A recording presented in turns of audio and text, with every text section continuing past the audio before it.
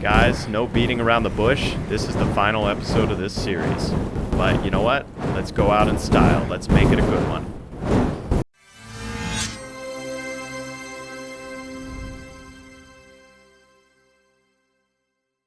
Hey guys, welcome to today's episode, the final episode in this particular series. And if you've come this far, it's been a heck of a journey, and I hope you've learned a ton because I, quite frankly, have learned an enormous amount. And it's all thanks to you guys keeping me going these many months. So with this episode, we're going to have our gameplay prototype fully operational. It's like that scene in Return of the Jedi. Now witness the firepower of this fully armed and operational battle station. Fire at will, Commander. But yeah, it's like that. We just need a little bit of setup to help our AI discern when to focus on getting abilities and when to focus on attacking. And then we go all out. So let's get to it.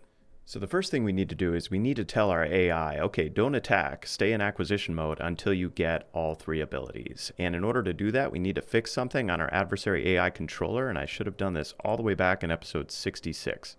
So if you go to core and AI and execute order 66, we can go under BP adversary AI character here. What we need to adjust is under gameplay abilities here, this place ability in ability arrays. And the mistake here is that we should be using add unique here instead of add because we don't want the same ability added multiple times to the same array. So I'm just going to take our long range attacks, add unique, connect this up, delete this out. I'm going to do the same thing for the other two. And the reason that this is important is we're going to track to see, do we have an ability in each of the three arrays? And only if we do, then the AI can get basically permission to attack. And the last one. So in order to verify that we actually have an ability in all three arrays, I'm just going to do this the simplest possible way. So we're going to create a Boolean for each one. So it's going to be has long range attack, and then a plus sign. We're going to do a second Boolean, has short range attack, and then a third Boolean for has movement ability. And very simple. So all of those are going to be false by default. Compile and save. And then we can drag in has long range ability and set that.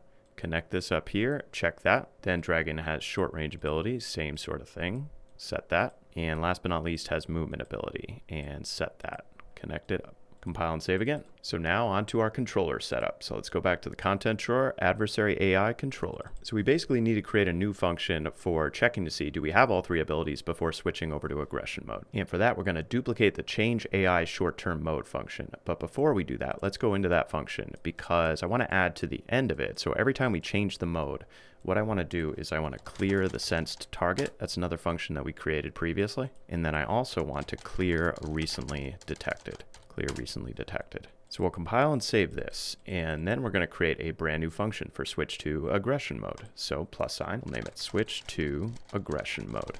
Compile and save again. So what we're going to do is we're going to get our short-term mode. We're only going to do this switch if we're already not in aggression mode. So not equal enum, so we're not already in aggression mode. And then we'll branch forward from there, connect this up. So we got to get our possessed pawn, and then from our possessed pawn, we actually have to cast to our BP adversary AI character.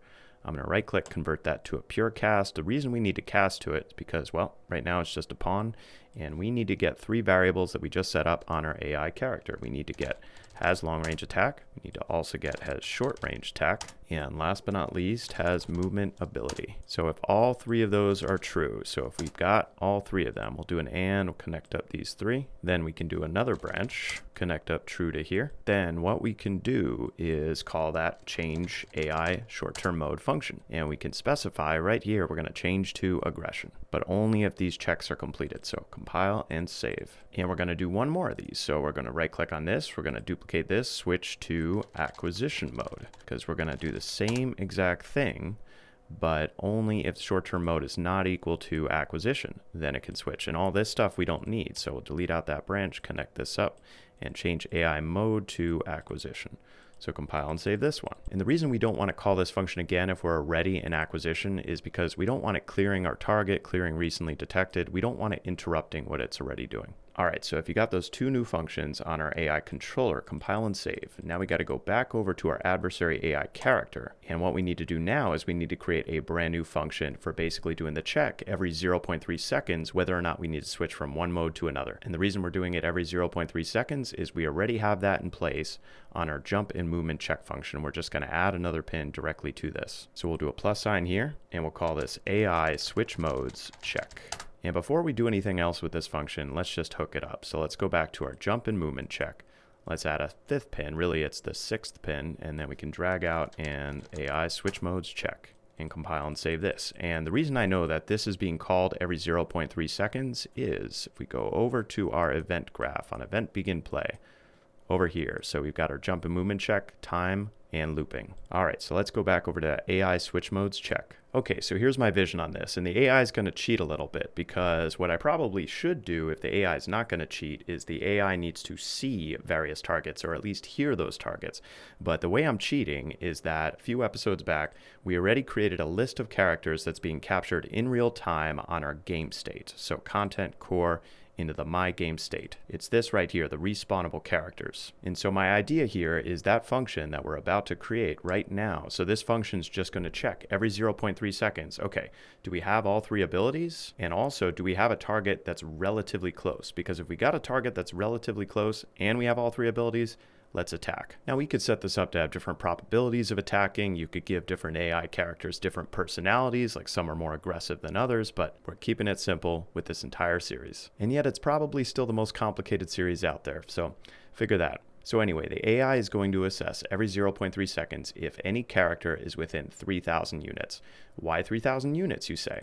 Well, back in episode 66, we set up an ideal donut, like basically the shape around a target, like the ideal position in order to attack the target. And that was between 1,500 units and 1,000 units, basically 15 to 10 meters. And in doing some testing with this, I found that 30 meters, that's an ideal range to switch over to attack mode because then the AI can move itself pretty quickly into the ideal position. So in this function, we're going to start by creating a local variable, and this is going to be titled local distance to closest character.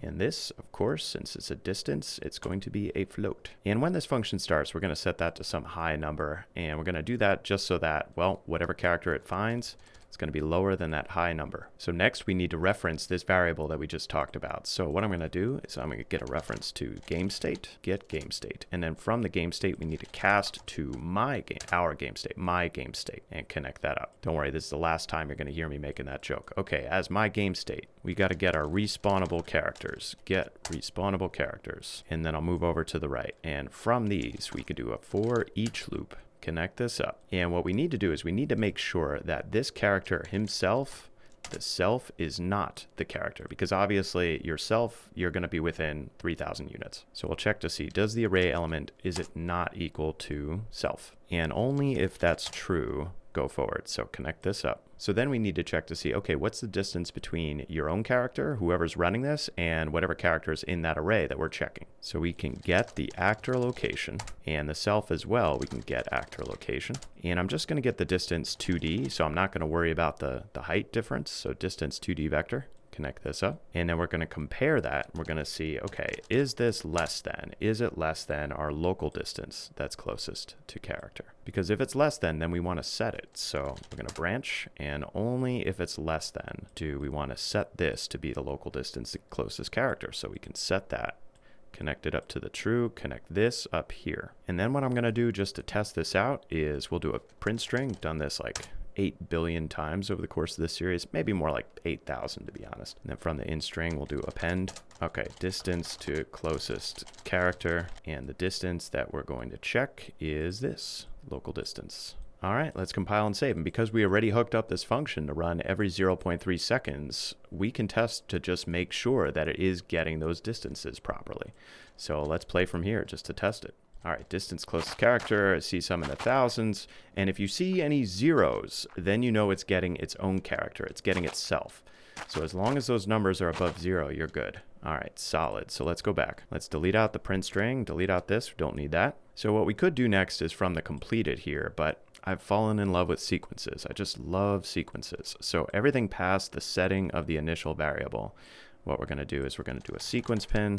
And from sequence of 1, we are going to branch, and we are going to check to see, and you could set this to whatever threshold you want, but is that local distance to closest character, is it less than, let's do 3,000, and connect this up here. Because if it is, then we need a reference to our AI controller, and then from our AI controller reference, we can switch to aggression mode. And if it's not, then we can switch to acquisition mode, but only if we're not already in acquisition or aggression. So that's already taken care of in each of these functions. We could do a comment here and switch modes if not already in that mode, and distance to closest character warrants the switch. All right, compile and save. So let's test this again. And what should happen now, actually, is, well, you should see characters that begin to attack one another as soon as they get all 3 abilities.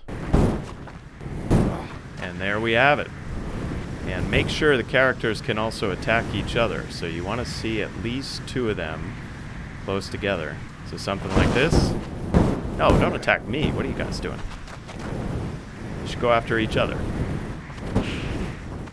Yeah, there we go. So now, on to the final step, which is positioning once we've won, if we've won. So if we're doing this with only 1 life, if all characters just get 1 shot, 1 opportunity, then what we got to do is we got to go back into our BP third-person game mode, because we set up respawn mechanics the last couple of episodes, and we need to change this up. So all I'm going to do here is for player died, I'm going to disconnect this pin. That's all we need. So it's going to fade to black, and that's it. And the same thing for our non-player character died down here, so we can disconnect this pin. And instead, what we're going to do is whenever a non-player character dies, we are going to get that same variable. We're going to get our game state, and we're going to cast to my game state, connect this up here, and we're going to get that respawnable characters variable. And we're going to check to see, okay, this variable right here, is the length of this, is the length equal to 1? Because if we only have 1 respawnable character left in the level, what does that mean? It means presumably we've won. So we'll connect this up to a branch, connect this up. So what do we want to have happen if we win? Well, I'm going to do something really simple, and that is I'm going to get our player character. This is almost the very first thing that we learned how to do. And from our get player character, we're going to set our actor transform. I guess the transform we didn't do for a while, so connect this up. And from new transform, we got to make a transform. Transform we are going to make. We actually have to get the very top of our level, the very center of our level, wherever that is. And what we could do is, you know what, I'm going to drag in a bunch more adversary AI characters in just a bit so we could really have fun with this. So let's just drag in one right now. Wherever we want our character to teleport to, drag our adversary AI to that location, and we can get the exact location that we're going to celebrate our victory. So back to our third-person character. So that location, I wrote down mine. So it's 4790, 4670, and 2570. And make sure to select teleport here. And following this, we are going to delay until next tick. And the following tick, what we're going to do is, well, we can get our player controller, this one, get player controller, and we can unpossess. And that's just going to put us in that location. So compile and save this. So the very last thing before we actually put in a ton of characters, let's go back over to our adversary AI character. And this we did back when we recorded our cutscene, but the LOD sync here, make sure to switch the forced LOD back to the default. Make sure to switch this to -1, because that's going to make our performance much, much better. Because as it currently stands, all the hair follicles of every single AI character are bouncing all around, but this is going to stop that. So compile and save. And then close out of every single blueprint. Maximum performance. And drag in as many adversary AI characters as you like. I'm going to drag in about, let's make it an even 12. Space them out just a little bit all over the level. Make sure you've got your spawner spawning an appropriate number of gameplay abilities, maybe about 100. And guys, let's win this. Play from here. Just one little strategy thing. I recommend picking up an air ability first, if you get to them first. And the second thing I recommend is pick up as many fireballs as you can. One neat thing about this is I can basically decide my own difficulty based on how close I decide to get to any other character, how much I decide to engage. And what's happening is as more and more abilities are picked up, well, it gets to the point where even one shot can kill, so it gets really dangerous. And what typically happens, at least in my own experience, is something like this, where A couple of guys start killing each other until they get bored of each other and come after you. Or a bunch of them might conglomerate in a single general area and start going to town. Now, if you want to be cheap like me, you can just run around like crazy, but you still might get hit. And if you want to be really cheap, well, you can just go into the cave and just say, I'm out of here.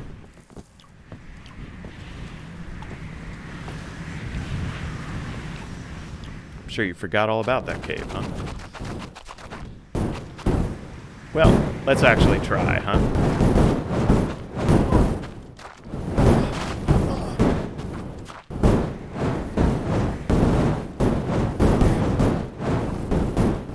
It's getting a little bit too hairy. I'm out of here.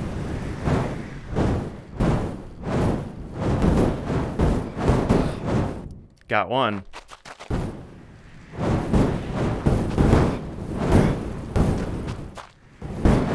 Oh, goodness gracious. See, technically, you still respawn. I actually don't know why I'm respawning, but if anyone knows, please leave a comment below.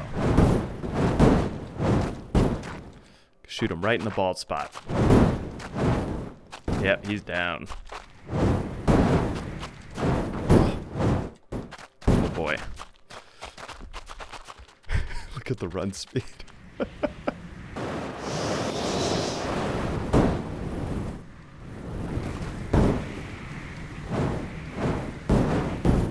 But no matter what, it always comes down to mano a mano. Me against my creation. The very end.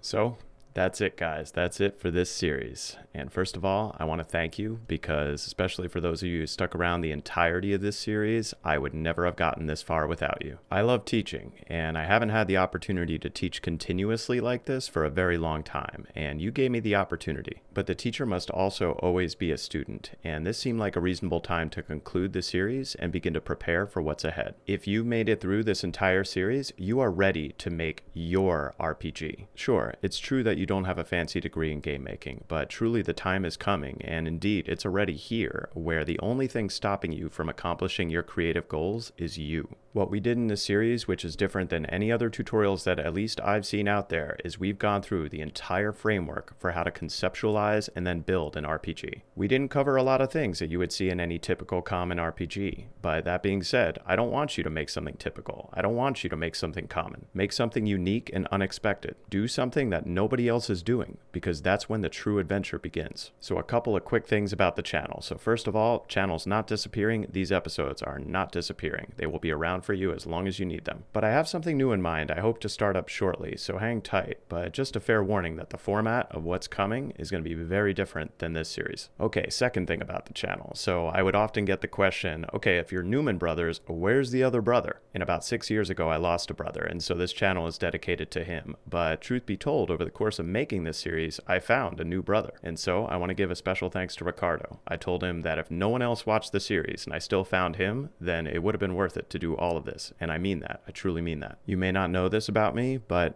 I am a religious man. There are subtle hints that are sprinkled throughout this series. And believe me being religious, it's much to my surprise. If you told me that 10 years ago, I would have said, not in a million years. I was firmly entrenched in my secular materialism. But here I am.